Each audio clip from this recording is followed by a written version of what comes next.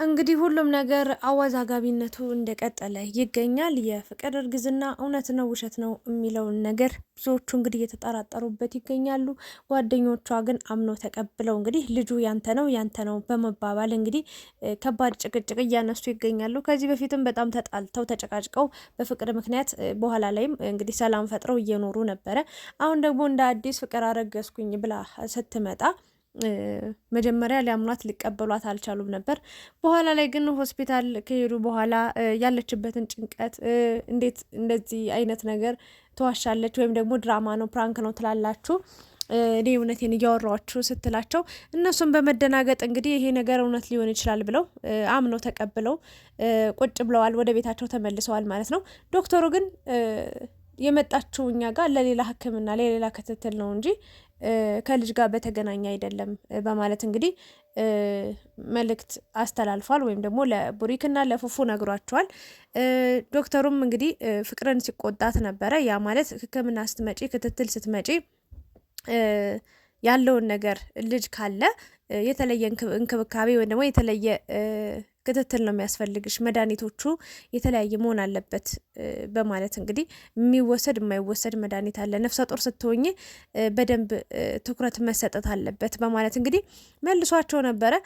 እንግዲህ ያ ነገር ከተፈጠረ በኋላ ሁላቸውም ወደ የቤታቸው ተመልሰው መጥተዋል። ቡሪክ እንግዲህ እንቅልፍ መተኛት አልቻልኩም፣ የልጇ አባት ማን ነው? ማን ያስረገዛት? ከማን ጋር ነው የተኛችው? ከማን ጋር ነው አብራ የነበረችው? በማለት እንግዲህ ከባድ ጥያቄ እያነሳ ይገኛል። ፉፉም ደግሞ ቡሪክ ፉፉ ላይ ነው ጣቱን እየቀሰረ እየጠቆመ የሚገኘው። እውነቱን ተናገር ነው። ፉፉ ደግሞ እኔ የማውቀው ታሪክ የለም፣ እኔና ፍቅር እንደዚህ አይነት ነገር አድርገን አናቅም፣ እንደዚህ አይነት ሀሳብም አልነበረንም። እኛ ከመዝናናት ውጪ ደስተኛ ሆኖ ከመዋል ውጪ ጥሩ ጊዜን ከማሳለፍ ውጪ እንደዚህ አይነት ነገር ለማድረግ ምንም አይነት ምክንያት አልነበረንም፣ አላደረግነውም በጭራሽ። እኔ ራሴን አውቀዋለሁ፣ ራሴን ተማመንበታለሁ ነው እያለ የሚገኘው። ቡሪክ ግን ይህንን ነገር ሊያምን አልቻለም ማለት ነው። ፉፉ ላይ ነው ጣቱን እየቀሰረ የሚገኘው። እንደገና ደግሞ ፉፉም ይህን ነገር ለጓደኛው ካስረዳ በኋላ የምጠረጥረው ሰው አለ፣ አንደኛው አንተነህ፣ ሌላኛው ደግሞ አንድ ሰው አለ ብሏል። አንድ ሰው ያለው ሰው ማን እንደሆነ ያው ወደፊት የሚወጣው ጉድ ይሆናል። ብቻ ግን የቡሪክና የፉፉ መጨቃጨቅ እኔ አልገባኝም። ምክንያቱም እቺ ልጅ እውነት አድርገው ሁለት አይነት ነገሮች ነው ሊኖሩት የሚችሉት። አንደኛ ከምትወደው ከምታፈቅረው ሰው ጋር ሊሆን ይችላል ይሄ ነገር የተፈጠረው። ሁለተኛ ነገር ደግሞ ሳትፈልግ ሳታስበው በድንገት የተፈጠረ ነገር ሊሆን ይችላል። ይሄ ጽንስ የእውነትም ሆኖ ከሆነ ማለት ነው። እና መጨነቅ ያለባት እውነታውን መናገር ያለባት እውነታውን ማውጣት ያለባት እንዲህ ነው ብላ መናገር ያለባት ከካሜራ ጀርባ ማውራት ያለባችሁ እናንተ ናችሁ እንጂ በዚህ ልክ እናንተ በሷ ህይወት ውስጥ ጣልቃ ገብታችሁ ማነው አብሯት የነበረው? ማነው ያስረገዛት? ማነው ያስወለዳት? ማነው እንደዚህ ያደረጋት ብላችሁ ይሄን ያህል ሚዲያ ላይ ወጣችሁ የመናገሩ ነገር እኔ ትርጉም እየሰጠኝ አይደለም። ምንም ጥቅም አለውን ብዬም አላስብም። በቃ ህይወቷን ትኖርበት ተዋት ማለት። አንዳንድ ሰዎች ደግሞ በሷ ሁሉ ነገር በሷ የተጀመረ በቃ እናንተ በየቤታችሁ ምን እንደምታደርጉ ፈጣሪ ይወቁ። አሁን ግን ፍቅርን ለማሸማቀቅ ፍቅርን ዝቅ ለማድረግ ብዙዎቻችሁ እየጣራችሁ ነው የምትገኙት። ክብር የላትም፣ ባለጌ ናት፣ እንዴት እንደዚህ ታደርጋለች ምናምን ብላችሁ ትናገራላችሁ። እኔም እውነት ለመናገር ይሄን ነገር አላመንኩበትም። ወልዳ ልትወልድ ነው እርጉዝ ናት ምናምን የሚባለው ነገር በጭራሽ አላምንም። ፉፉም ዛሬ የተናገረው ነገር አለ። እች ልጅ አለ ብዙ አላማ ያላት ብዙ ኢላማ ያላት ልጅ ናት እና እንዲህ በቀላሉ ተሸውዳ እንዲህ በቀላሉ የማይሆን ነገር አድርጋ ልጅ እስከ ማርገዝ የምትደርስ ልጅ አይደለች። ማቃት አለው፣ ጠንቃቃ ናት፣ ጥንቁቅ ናት ብሎ ሀሳብ አስተያየት ሲሰጥ ነበር እና እኔም የማስበው እሱን ነው። ግን ደግሞ እኔ እች ልጅ ሰው ስለሆነች አትሳሳትም ብዬ ስለማላምን ምናልባት ይሄ ነገር ተፈጥሮ ሊሆን ይችላል ብዬ አስባለሁ አይደል? ስለዚህ ቡሪክና ፉፉ ይህን ያህል እንትና ነው ምን አገባችሁ እናንተ? ሲጀመር ማንስ ምንስ ቢሆን ያለውን ነገር መጀመሪያ ማለት በጣም ነው የምትፈሩት። ግን ወንዶችን አንዳንዴ በጣም የሚገርመኝ ነገር ቢኖር በቃ ልጅ ተረገዘ ሲባል በጣም የምትገቡበት ነው፣ ድራሻችሁ ነው የሚጠፋው። በጣም ነው የምትደናገጡት። ለምን እንደሆነ አላውቅም አብዛኞቻችሁና እች ልጅ ደግሞ ጊዜው ሲደርስ ሁሉን ነገር ታወራለች። ግን እናንተ በዚህ ልክ እያማችኋት ያለ ስምስም እየሰጣችኋት ያልሆነውን ነገር ሁሉ እናንተ ዝም ብላችሁ ገና በጥርጣሬ በቃ አታጨናንቋት። ተዋት፣ ኑሯን ትኑርበት፣ ህይወቷን ትኑርበት። ይሄ ነገር ሆኖ ከሆነ ጤነኛ ልጅ ስጣት። ልጅ የፈጣሪ ጸጋ ነው፣ ስጦታ ነው። ይሄ ነገር ነው ልናገር የምችለው። ካልሆነም ደግሞ ራሷ ሁሉን ነገር መፍታት የምትችለው ነገር ሆኖ እያለ እናንተ በዚህ ልክ መጣችሁ የማይሆን ነገር የምታደርጉ ሰዎች አቁሙ። በተለይ ደግሞ ቡሪክና ፉፉ ማለት ነው። ሁለታችሁ እርስ በርስ መጨቃጨቅ አይጠበቅባችሁም እንዴ? ፍቅር ፍቅር ካላላችሁ ሌላ በራሳችሁ ቪዲዮ መስራት አትችሉም እንዴ? በጣም ስለገረመኝ እኮ ነው። ራሷ ሁሉን ነገር ታውቃለች። ጠንካራ ሴት ነች፣ ጀግና ሴት ነች፣ ትልቅ ሴት ነች እና ራሷን የባሰ እናንተ እንዲህ በተጨቃጨቃችሁ እንዲህ በተከራከራችሁ እንዲህ በተናታረካችሁ ቁጥር ልጅቷን እየጎዳችኋት ነው የምትመጡት እንጂ ሌላ የምትጠቅሟት ነገር የለም ብዬ ነው የማስበው። ና ማንስ ምንስ ቢሆን እናንተ ምንም የሚያገባችሁ ነገር የለም። ፉፉ ደግሞ ያልሆነ ጥርጣሬ ይዘ ልጅቷን ያልሆነ ነገር ውስጥ ለመክተት ወይም ደግሞ ሌላ ሰው በህይወቷ ውስጥ መጥቶ ደግሞ ሌላ ውዝግብ እንዲፈጠር ምናምን ማድረግ የለብን ብዬ ነው የማስበው። በቃ ሁሉንም ነገር ተው፣ ራሷ ትወጣዋለች። ከቻላችሁ አግዟት፣ በርቺ በሏት። ያለውን እውነታ እንደ ጓደኛ ቀረብ ብላችሁ ከካሜራ ውጪ ለማውራት ሞክሩ።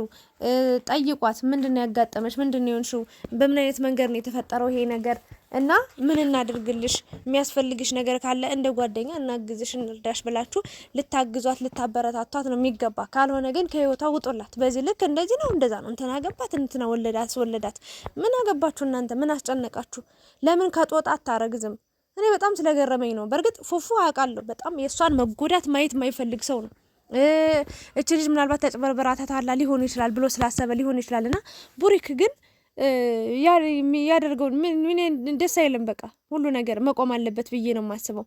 በቃ የራሷን ህይወት ራሷ ታስተካከለ፣ ራሷ ትምራው። ከቻላችሁ አለንልሽ በሏት፣ ከጎኗ ሁኑ እንደ ጓደኛ። ከዛ ውጭ ግን ገና በጥርጣሬ ገና ሊሆናል አይሆንም ገና እርግዝናውን እንኳን እርግጠኛ ሳትሆኑ ሳትናገሩ በቃ እርግዝናው ተረጋግጧል ምናምን ብላችሁ ማውራት አይጠበቅባችሁም።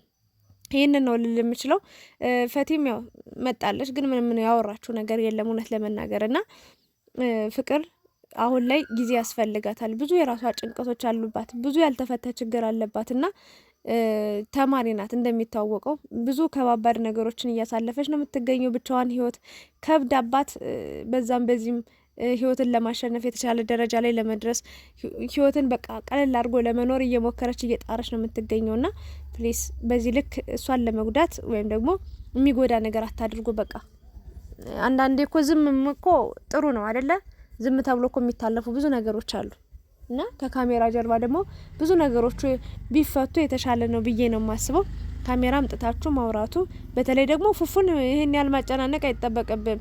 የሱ ልጅ ቢሆን እኮ ማለት ነው እሱ ራሱን አብሮ ተኝተው ቢሆን እኮ አብረው ነገር አድርገው ቢሆኑ ቅድሚያ በቃ ራሱን ግልጽ ሊያደርግ የሚችለው ወይ ደግሞ የኔ ነው ብሎ ደስተኛ ሊሆን የሚችለው እሱ ራሱ ፉፉ ነው። ግን እንደሚታወቀው ነው ፉፉና ፍቅር የነበራቸው ነገር ከጓደኝነት ያለፈ ምንም ነገር አልነበረም። አብረው ጊዜ ያሳልፋሉ፣ አብረው ጥሩ ነገሮችን አድርገዋል፣ ጥሩ መንገዶችን ተጉዘዋል። ከዛ ውጭ ግን በዚህ ልክ አብረው እስከ መተኛት ልጅ እስከ መረገዝ የሚመጣ ነገር አለ ብዬ አላምንም።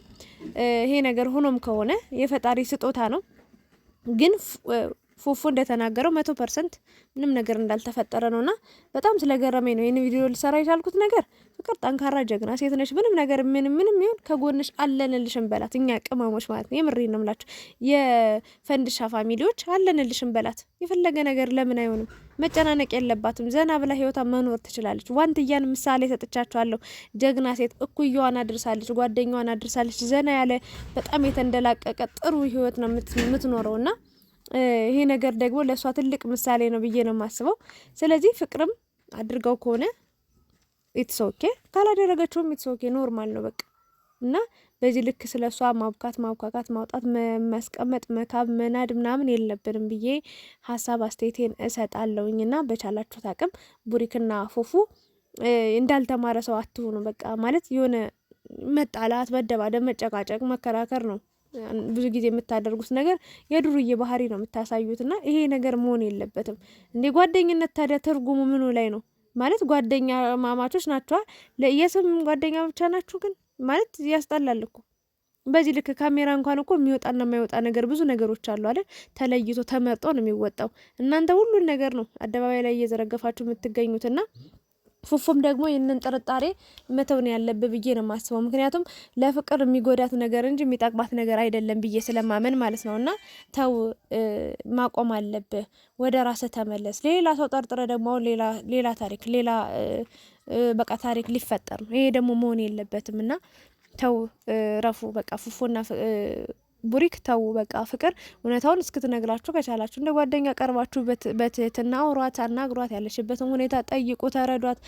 ከዛ በኋላ ያለውን ነገር እሷ እያንዳንዱን ነገር ልታወራላችሁ ልትነግረላችሁ ትችላለች፣ እንደ ጓደኛ ካቀረባችኋት። ግን አሁን እንደ ባዕድ አንተነ እንደዚህ ነው ወጣና እንደዚህ ያደረግ ጓ እያላችሁ እያላችሁ እየጮኋችሁ ምናምን ነገር ከሆነ እሷንም ያልሆነ ጭንቀት ውስጥ መክተት ነው። እና እባካችሁ አቁሙ፣ ሰላሟን ስጧት ለማለት ነው የምወደው። አብራችሁ ስለነበራችሁ አመሰግናለሁ።